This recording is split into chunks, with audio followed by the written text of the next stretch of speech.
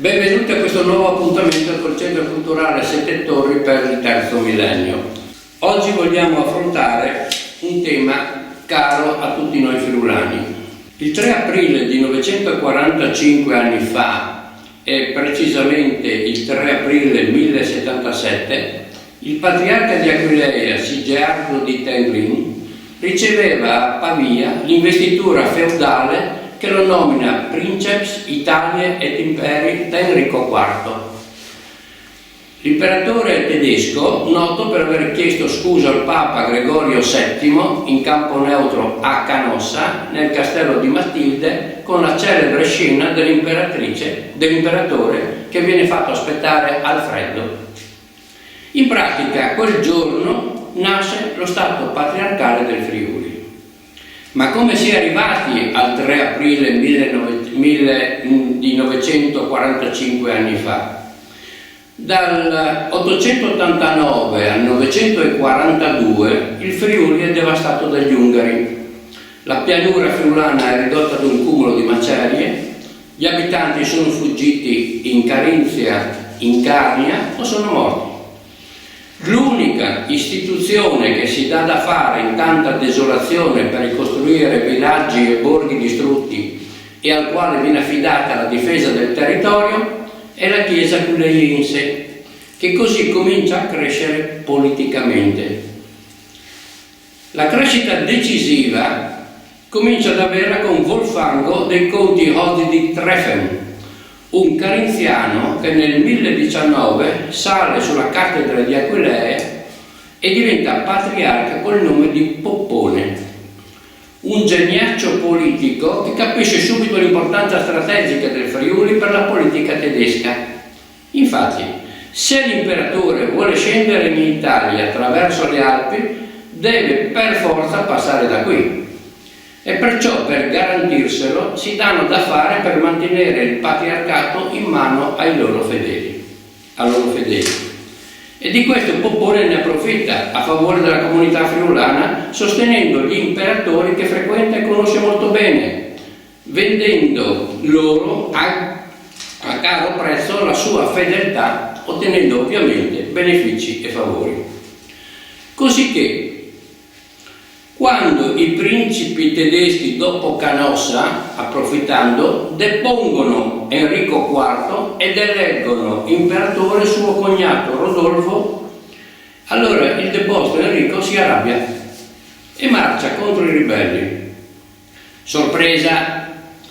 Sia il marchese di Verona che il conte del Friuli gli sbarrano il passo e gli impediscono di attraversare le Alpi.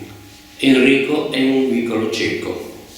Cosa avreste fatto voi se fosse stato il patriarca di Aquileia? Sigerardo, allora patriarca di Aquileia, gioca d'azzardo, decide di puntare su Enrico e lo fa passare. Inutile dire che Enrico sconfigge i ribelli e come segno di riconoscenza concede a Sigerardo l'investitura feudale e il 3 aprile 1077 il Friuli si stacca dalla Marca di Verona e nasce giuridicamente lo Stato patriarcale friulano. Questo è in sintesi lo sviluppo degli eventi che vuole essere un contributo alla comprensione della festa del Friuli.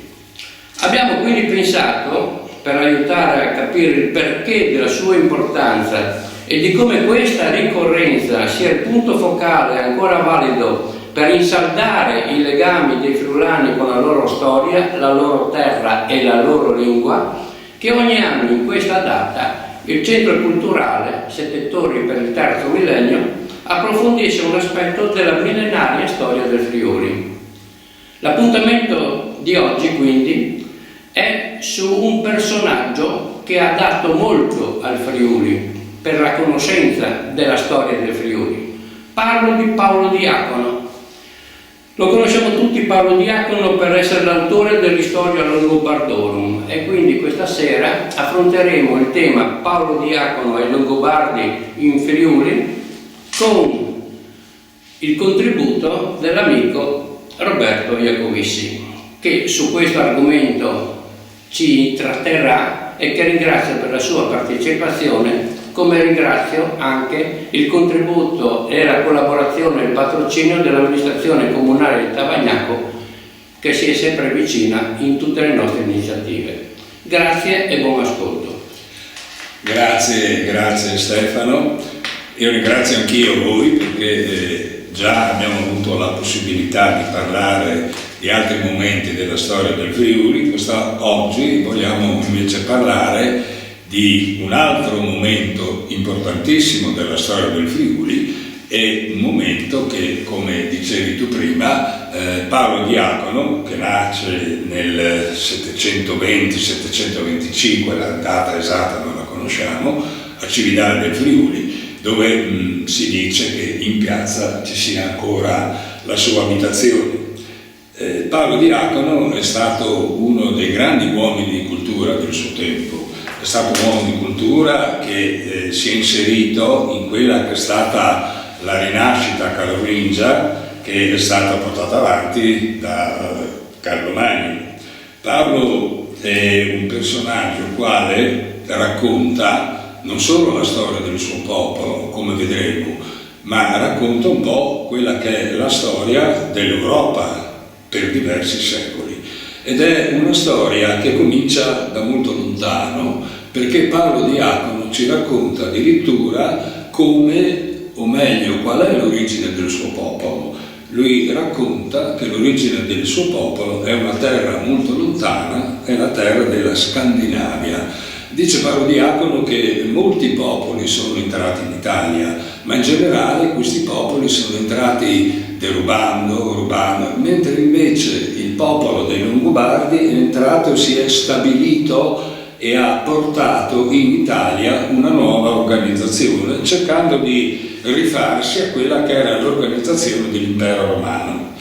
Di più ancora, lui racconta che il momento in cui si parte dalla Scandinavia è un momento particolare. Probabilmente ci troviamo davanti ad una situazione dove la gente era numerosa, le risorse erano poche e probabilmente questi vinili, perché allora non si chiamavano Longobardi, si chiamavano vinili, che nella loro lingua significa semplicemente guerrieri.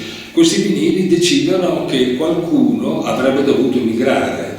Si fanno 3 gruppi e si sceglie a caso quale gruppo avrebbe dovuto uscire dalla Scandinavia e andare a cercare un'altra terra.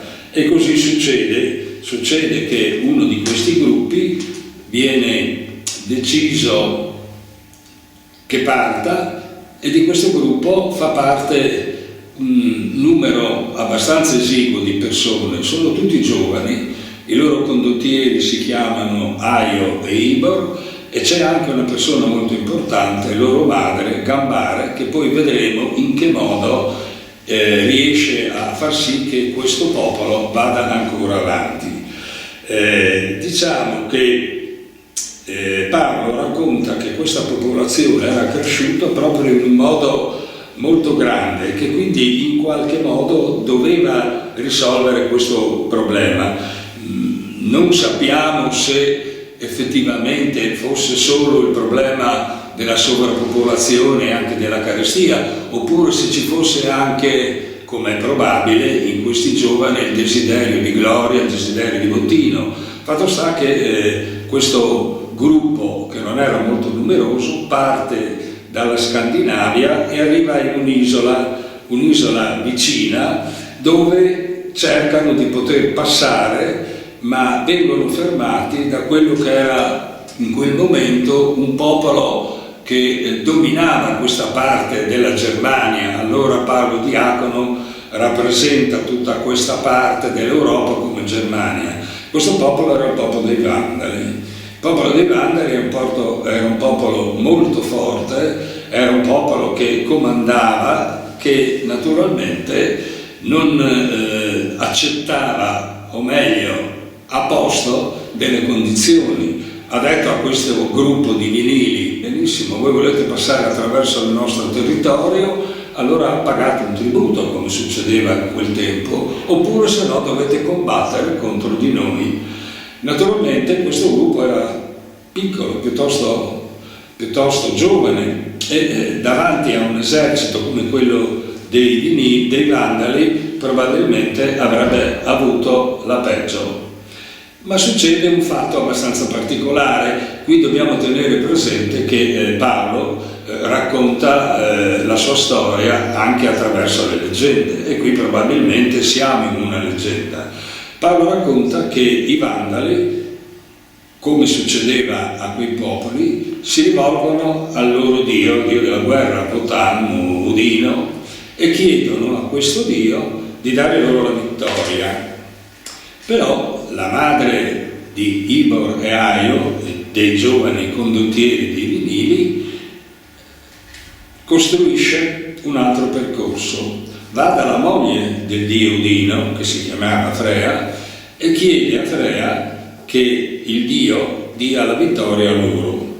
La moglie di Odino dice alla madre dei due: benissimo, allora fai in maniera che domani mattina, quando il dio si sveglia, dalla parte dalla quale lui guarda al mattino, tu fai portare tutti i guerrieri, ma anche le donne, e fai in modo che le donne tengano giù i loro capelli, di modo che sembrano anche loro dei guerrieri con le barbe. E così naturalmente avviene.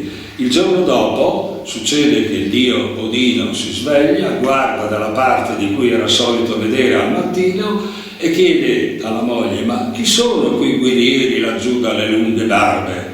E Freya gli dice: sì, sono quelli ai quali tu hai detto ieri che gli avreste dato la vittoria. E così viene data la vittoria ai Vinili, che da quel momento si chiamano Longobardi, che nella loro lingua significa lunghe barbe. In realtà anche Paolo Diacono dice che questa è una leggenda, che quindi probabilmente non è vera, però quello che è importante è che attraverso il cambiamento del nome probabilmente noi capiamo che questi Vinili ormai in questa terra che si chiamava Scoringa hanno cambiato, si sono modificati, c'è qualcosa che è successo e ha fatto in modo che questo gruppo, che prima era un gruppo piuttosto limitato, sia invece diventato un gruppo che riesce a trovare un posto in queste nuove terre. Naturalmente questi Longobardi devono continuamente andare avanti e vanno effettivamente avanti, si trovano ancora davanti altre popolazioni, devono combattere altre popolazioni e si trovano a un certo punto anche a dover combattere contro altri, e qui c'è un momento abbastanza particolare per il quale i Longobardi si trovano davanti a un popolo, sono gli Assipiti, i quali a loro volta non vogliono far passare i Longobardi sulle loro terre, e i Longobardi usano un artificio e fanno sapere che nel loro accampamento c'erano dei cinocefali, cioè c'erano degli uomini, metà uomini e metà cani, che erano considerati degli esseri cattivissimi che facevano paura ai guerrieri, e questi esseri, questi cinocefali, di cui parla anche Plinio nella sua storia, erano così cattivi che mangiavano i cadaveri dei guerrieri che avrebbero ucciso.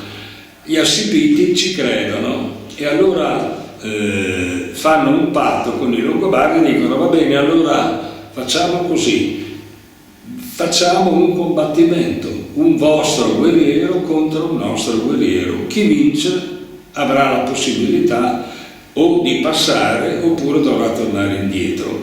I Longobardi scelgono un guerriero, uno schiavo che era molto forte, viene fatto il duello e questo schiavo riesce a vincere. Loro avevano promesso a questo schiavo che lo avrebbero liberato se avrebbero vinto, e in effetti poi lo liberano, e questo probabilmente è un passaggio importante perché segna non tanto la liberazione di uno schiavo, ma segna il fatto che i Longobardi liberano i loro schiavi, i quali entrano a far parte del gruppo dei Longobardi. Quindi il gruppo dei Longobardi aumenta e non è più solo originariamente longobardo, ma è un gruppo, un popolo che comincia già ad avere al suo interno delle persone che facevano parte di altri popoli che erano entrati comunque nel loro esercito e nel loro popolo. A questo punto poi la storia diventa piuttosto lunga, non possiamo raccontare, diciamo, praticamente quasi 5 secoli di storia dei Longobardi, perché in realtà la partenza dei Longobardi dalla Scandinavia è proprio all'inizio del I secolo d.C. e allora dobbiamo arrivare a 5 secoli dopo. Teniamo presente che dopo queste storie i Longobardi sono nell'oscuro, di loro non si parla. I primi che ne parlano sono i Romani, come vedremo nel V secolo, quando riusciranno a combattere contro i Longobardi, li batteranno anche sull'Elba, e lì c'è la prima attestazione dei Romani latina del popolo longobardo. Allora torniamo a questi Longobardi. Arrivano i Longobardi in Pannonia, quindi verso l'Ungheria, tra l'Ungheria e l'Austria, insieme ad un altro popolo che era il popolo degli Avari, un popolo molto potente. Con loro i Longobardi hanno un rapporto particolare che sarà un rapporto in parte, diciamo così, anche tradito, come vedremo. A questo punto però i Longobardi decidono di entrare in Italia. Paolo Diacono racconta una storia abbastanza particolare, cioè racconta il fatto che il generale bizantino Narsete, il quale comandava l'esercito bizantino in Italia c'era l'impero bizantino, Narsete aveva sconfitto i Goti, però di questa sconfitta i Romani avevano preso, come dire, un po' le distanze e addirittura si erano rivolti all'imperatore Giustiniano accusando Narsete di voler diventare praticamente lui imperatore.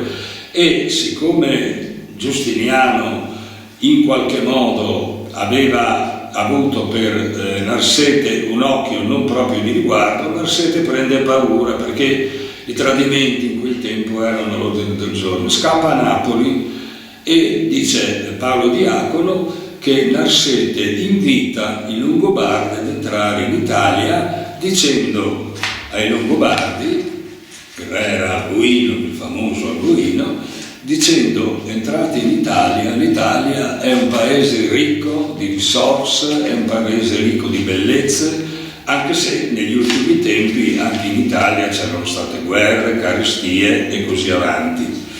In realtà non è probabilmente la storia in questo modo, probabilmente ormai i Longobardi avevano deciso di entrare in Italia perché volevano avere una terra dove poter stabilirsi definitivamente. Fatto sta che comunque, racconta Paolo Diacono, una storia che è un po' rimediata, diciamo, comunque è ripresa un po' dalla Bibbia, dice che Alboino, con il suo esercito, insieme al quale c'erano anche un 20.000 sassoni, in tutto probabilmente erano 150-160.000, decidono quindi di entrare in Italia. Alboino dice è il 568 d.C. Paolo Diacono racconta la storia in questo modo, cioè dice che siamo in aprile, quindi è il momento della Pasqua, e quindi Alboino entra in Italia, secondo Paolo Diacono, durante la Pasqua del 568, guarda caso riferendosi a quella che è la Pasqua degli ebrei, e quindi in qualche modo facendo pensare al fatto che l'entrata dei Longobardi in Italia sia un po' l'entrata degli ebrei del popolo eletto in Palestina. Quindi come gli ebrei entrano in Palestina, così i Longobardi entrano in Italia. L'Italia quindi diventa per loro, come era stato per gli ebrei la Palestina, diventa una sorta di terra promessa. In questo senso poi addirittura Paolo Diacono parla del fatto che tra i Longobardi cristiani Alboino viene indicato come una sorta di Mosè dei Longobardi. In realtà le cose non sono state proprio così. I Longobardi probabilmente intanto fanno un accordo con gli Avari di cui parlavo prima, perché Alboino dice: se riesco a entrare va bene, ma se per esempio non riesco a entrare in Italia cosa faccio? Allora si mette d'accordo con gli Avari e dice: benissimo, mettiamoci d'accordo, se io riesco a entrare in Italia vi lascio le terre a voi e voi potete andare ad abitare dove stiamo noi. Diversamente però, se mi scacciano dall'Italia, voi ci lasciate ritornare dove noi abitiamo. E così effettivamente viene fatto. Quindi praticamente dalla Pannonia, attraverso quelle che sono le strade, quelle che erano le vecchie strade militari dei Romani, Alboino, con questo esercito, che voi dovete pensare non era solo un esercito, Alboino si portava dietro le mogli, i parenti, i figli e anche tutti quelli che non potevano evidentemente combattere. Si poteva portare dietro anche una mandria sterminata di cavalli, che erano un po' la vera ricchezza proprio dei Longobardi. E arriva su un monte, il monte dove lui può vedere tutta la pianura, e fin dove arriva il suo sguardo, Alboino, dice Paolo, dice: questa sarà la nuova terra dei Longobardi, quindi non più una terra di ospitalità come erano le altre prima, ma la loro terra promessa. E probabilmente lui passa questo fiume, probabilmente il fiume Isonzo, il monte è il monte maggiore, almeno così si pensa, e in questo monte, dice Paolo Diacono, vivevano addirittura dei bisonti, no? E da quel momento il monte viene chiamato il Monte del Re. Probabilmente l'esercito passa vicino a quella che oggi potrebbe essere, diciamo, la località di Savogna di Isonzo. Ecco, questo per quanto possiamo ricostruire. Lui entra e la prima che trova è la città fortificata di Formioli, cioè Cividale, e quindi Alboino pensa bene di mettere un primo punto di riferimento in modo tale da evitare che qualcuno possa sconfiggerlo, quindi di avere le spalle coperte. A Cividale lui nomina suo nipote, si chiamava Gisulfo, che era uno scudiero, nella loro lingua si chiamavano Marfais, e faceva parte di una delle famiglie nobili dei Longobardi, si chiamavano le Farie. Questo Gisulfo, questo nipote, dice: va bene, io ci sto purché tu mi lasci alcune delle famiglie nobili importanti dei Longobardi e un gran numero di cavalli. Questo succede e quindi Gisulfo diventa il primo duca della realtà longobarda, del Friuli. Il primo ducato che viene formato da Alboino è proprio il ducato del Friuli, che probabilmente non avrà avuto la connotazione geografica che noi abbiamo oggi, ma comunque era il ducato del Friuli. E Alboino continua la sua avanzata, ed è un'avanzata molto, direi, piuttosto tranquilla e piuttosto veloce. Conquista Vicenza, poi arriva fino a Verona, che era un po' la capitale, diciamo, del regno bizantino qui in Italia. L'anno successivo addirittura arriva a Milano, poi arriva a Pavia, che viene conquistata dopo un assedio di 3 mesi, e a Pavia Alboino mette la sua capitale. Intanto qui cosa succede? Adesso dobbiamo ritornare anche un po' a Paolo Diacono. Qui succede che gli Avari, quando hanno visto la facilità con la quale Alboino era entrato in Italia, pensano di fare qualcosa del genere anche loro, e arrivano qui anche loro. Arrivano a Cividale, assediano Cividale, e a Cividale il duca del momento, che è Gisulfo II, esce loro incontro, ma viene sconfitto perché non poteva certamente contare su un esercito come quello degli Avari. E qui c'è una storia che raccontiamo, che probabilmente in parte anche questa è leggendaria, ed è la storia della moglie di Gisulfo, Romilda, la quale Romilda per un po' di tempo difende Cividale, ma un giorno Romilda, probabilmente su una torre o su un muro, osserva l'esercito degli Avari e vede che il condottiero degli Avari, che loro chiamavano il Cacano, sul suo cavallo stava girando intorno alla città di Cividale, e questa donna, dice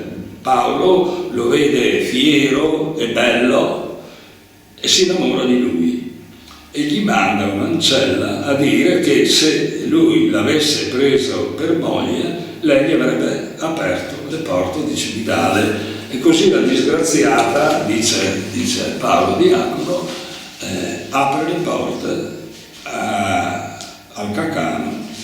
L'esercito degli Avari entra in Cividale, distrugge, uccide, e della moglie di Gisulfo cosa ne fa? Beh, dice Paolo, per una notte la tiene come la sua moglie, poi la dà ai suoi generali perché la trattino secondo la loro libidine, e poi la infilza su un palo con un cartello sotto dove c'è scritto: questo è il marito di cui tu sei degna. Cosa succede? Che tra i prigionieri che gli Avari portano via in Pannonia ci sarà anche il primo degli avi di Paolo Diacono di cui noi abbiamo conoscenza.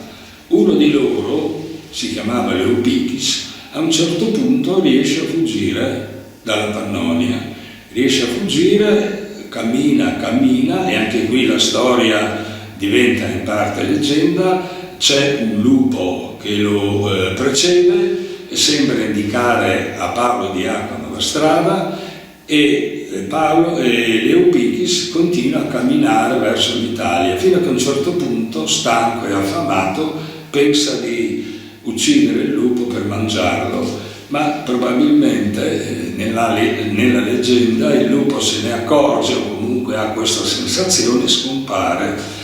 E allora Paolo, che si trova da solo, si lascia cadere, pensa di morire, ha un sogno dove vede che l'Italia è vicina, si risveglia, c'è una vecchia signora che lo aiuta, gli dà da mangiare, gli dice: guarda che l'Italia è vicina. E lui arriva effettivamente in Italia, arriva fino a Cividale riesce a trovare la sua vecchia casa. È una casa ormai in rovina, senza un tetto, ha un frassino nel mezzo. Lui mette la sua faretra dove aveva le frecce su questo frassino e comincia a piangere, però poi si dà da fare, la rimette a posto, si sposa, cerca di ottenere i beni che aveva, non riesce a ottenerli perché quelli che li avevano presi hanno una padronanza che secondo il diritto dei Longobardi gli permetteva di tenere, era l'usucapione di beni, e quindi lui in qualche modo comunque riesce a sopravvivere. Lui dà origine a Warnefrid, che sarà il papà di Paolo Diacono, e il quale Warnefrid con la moglie ha Paolo, ha un altro fratello che dopo vedremo, Arichis, e ha anche una sorella che però lui non nomina. Paolo Diacono poi nella sua carriera diventa estremamente importante, studia, va a Pavia, viene riconosciuto come grande personaggio, grande intellettuale, e a un certo punto ci sarà per lui anche la possibilità, o meglio ci sarà un momento che attraverso un'evenienza particolare porterà Paolo Diacono proprio alla corte di Carlo Magno. Succede che i rapporti tra i Longobardi in Italia e il papato non sono sempre dei migliori, finché a un certo punto con Desiderio, siamo verso il 750, con Desiderio c'è un ultimo tentativo di prendere le terre del papato. Il Papa, che viene difeso da Carlo Magno, chiama appunto il re Carlo Magno, ancora non è diventato imperatore perché Carlo Magno diventerà imperatore la notte di Natale dell'800, arriva in Italia, sconfigge il figlio di Desiderio e in quel momento si proclama re dei Franchi e dei Longobardi. Diciamo che il regno longobardo in Italia in quel momento non c'è più. Di fatto ci sono i Longobardi, ma la loro istituzione, il loro regno, anche se era un regno per modo di dire, perché loro non avevano sempre un re, avevano un re primo tra tutti gli altri, comunque non c'è più. Però il Ducato del Friuli, il Ducato di Benevento rimangono ancora, e qui succede che il Duca del Friuli, approfittando del fatto che Carlo Magno si trovava in Germania a combattere contro i Sassoni, decide di fare una ribellione per tentare di riprendere in mano il regno longobardo. Carlo Magno, avvertito nuovamente dal Papa, arriva in Italia e presso il fiume Brenta batte l'esercito friulano. È la sconfitta definitiva. Entra a Cividale Carlo Magno e a Cividale proclamerà il primo duca non longobardo ma francese, Masselio, e così anche il ducato longobardo in Friuli finisce. Quello che è interessante è che tra coloro i quali avevano combattuto col duca Rodoguardo c'era anche il fratello di Paolo, Arichis, il quale viene fatto prigioniero, viene portato in Francia e viene addirittura chiesto un riscatto per lui, ma a parte quello tutti i beni della famiglia vengono confiscati. E Paolo Diacono, che in quel momento si trova nel convento di Monte Cassino, scrive una lettera a Carlo Magno dove gli fa presente la situazione della famiglia, dove dice che la famiglia è stato preso tutto, che la moglie del fratello deve andare a mendicare, che la sorella suora, qui la nomina per la prima volta, anche quella patisce questa situazione, e chiede a Carlo Magno di restituire almeno una parte dei beni che loro avevano avuto confiscato. Carlo Magno, che conosceva la fama di Paolo Diacono, lo chiama ad Aquisgrana, dove lui stava mettendo in piedi questa struttura che poi darà origine a quella che viene chiamata Rinascenza carolingia. In questa Aquisgrana c'erano i più grandi pensatori, scrittori, poeti dell'epoca, Alcuino di York. C'era anche addirittura un altro friulano, Paolino di Aquileia. Non sappiamo se i due Paoli si siano incontrati. Comunque Paolo Diacono viene chiamato ad Aquisgrana, lì sta con il re per 5 anni, scrive alcune cose importanti, per esempio la storia dei vescovi di Metz, che in fondo era un po' la storia alla quale si rifaceva Carlo Magno, perché lui pensava di discendere da quella famiglia, però a un certo punto lui non riesce più a vivere lì nella corte e decide di tornare nel suo posto a Monte Cassino, che era la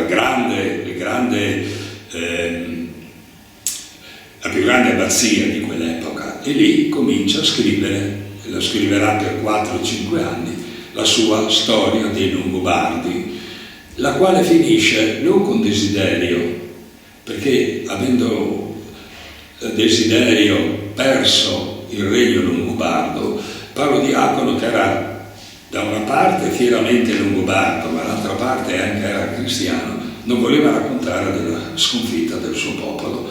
E Paolo Diacono, nella storia dei Longobardi, si ferma invece a un grande re, che era il re che lui conosceva, ed praticamente si ferma quindi a un re precedente, che era il re che aveva dato grande lustro ai Longobardi.